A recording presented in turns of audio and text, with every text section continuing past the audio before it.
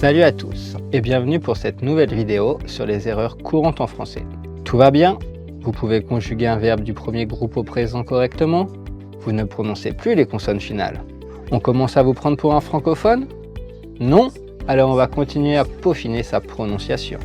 Aujourd'hui, on va voir comment différencier et prononcer certains sons qui ne sont pas toujours faciles pour les apprenants, soit parce qu'ils sont assez similaires, soit parce qu'ils n'existent pas dans votre langue. Puis, on terminera avec un son propre au français, qui pose problème à distinguer, mais aussi à prononcer. J'ai nommé les voyelles nasales. Alors, on se met au travail. La discrimination des sons S et Z. Une paire qui cause bien des soucis aux apprenants, c'est les sons S et Z. S comme soleil, Z comme musique.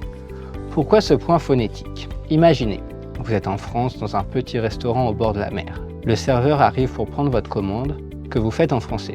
Je voudrais le poison du jour. Vraiment? Vous êtes plutôt arsenic ou cyanure? Poisson et non poison. Et oui, la prononciation a son importance. Mais comment savoir lequel prononcer? Je vous explique. On prononce quand on a un S au début du mot, serpent, un S avant ou après une consonne, Espagne, ou un double S, profession.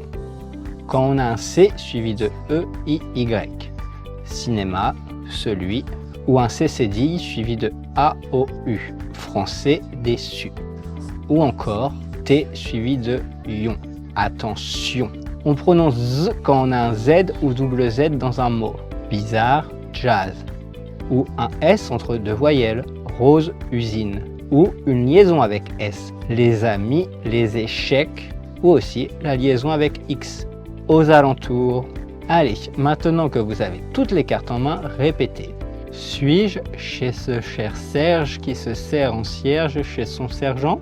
Anastase esquisse l'exquise extase. Ce et Z n'ont plus de secret pour vous? Alors c'est parti, concentrons-nous sur une autre paire, cette fois-ci des voyelles. La discrimination des sons U et OU. La roue sur la rue roule, la rue sous la roue reste.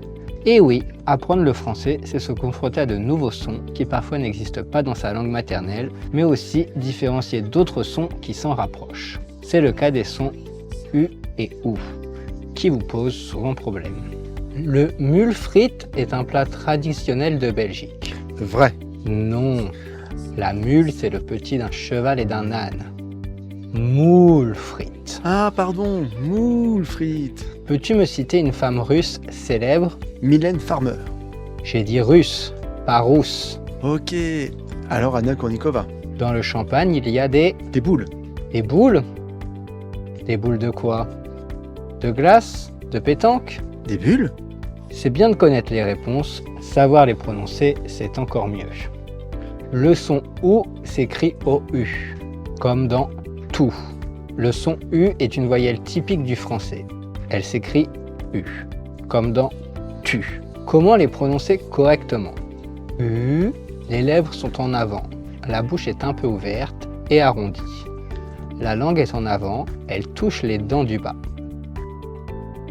Le corps et la bouche sont tendus. U est un son aigu. Le son OU, les lèvres sont très en avant. La bouche est légèrement ouverte et très arrondie. La langue est en arrière, elle ne touche pas les dents. Le corps et la bouche sont relâchés. OU est un son grave. C'est clair? Pas de questions? Promis? Je n'entendrai plus les bouts de Chaumont, la roue de Rivoli, Jacquemus. Les voyelles nasales. Qu'est-ce que c'est? C'est les sons en, on et un, qui sont la combinaison d'une voyelle avec un N ou un M. Mais attention, ce n'est pas parce qu'un O est suivi d'un N que c'est une nasale. Explication. On prononce la nasale si elle est suivie d'une consonne, comme dans pont, ou n'est suivie par rien, comme dans fin. On ne prononce pas la nasale si elle est suivie d'une voyelle, comme dans poney, ou d'une consonne similaire, comme dans homme. Maintenant que vous avez cette règle en tête, faisons au cas par cas. Le son en. La graphie de ce son est A plus N, comme dans danser, A plus M comme dans manger, E plus N comme dans dents, E plus M comme dans ensemble. Pour le prononcer, ouvrir la bouche comme pour le son A. Avancer les lèvres, arrondir les lèvres. La langue est un peu en arrière. Le son on le retrouve quand on a O plus N, comme dans son. O plus M, comme dans pompier. Pour le prononcer, il faut presque fermer la bouche. Arrondir les lèvres comme pour le son O, et la langue est en arrière. Et enfin, le son 1, la graphie de ce son est I plus N, comme dans l'un, I plus M, comme dans impossible, U plus N, comme dans lundi, U plus M, comme dans parfum, A-I-N, comme dans main, A-I-M, comme dans fin, E-I-N, comme dans frein, I-E-N, comme dans chien. Pour le prononcer, les lèvres sont écartées, comme pour le son E. La bouche est ouverte, la langue est en avant et elle touche les dents. Attention, bien que d'après les règles que nous venons de voir, celle-ci ne s'applique pas pour la prononciation des verbes à la troisième personne du pluriel, il et elle. En effet, c'est ainsi pour harmoniser la conjugaison des verbes, mais aussi pour éviter la confusion avec des noms ou des verbes ayant des significations différentes, comme ils aiment, un aimant. Rappelez-vous, maîtriser ces sons est essentiel pour éviter les confusions et améliorer votre prononciation. Pour vous aider à intégrer ces notions, voici quelques conseils pratiques. 1. Écoutez et imitez. Imprégnez-vous de la langue en écoutant des locuteurs natifs. Cela vous aidera à capter les nuances de la prononciation. 2. Utilisez des ressources en ligne.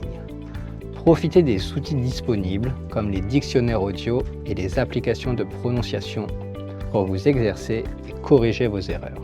3. Pratiquez la lecture à voix haute. Lire à voix haute est un excellent moyen d'améliorer votre prononciation et de vous habituer aux sonorités françaises. Encore merci à tous d'avoir suivi cette nouvelle vidéo sur les erreurs phonétiques courantes en français. À bientôt pour de nouvelles vidéos où je continuerai de vous guider afin que vous maîtrisiez tous les aspects de la langue française.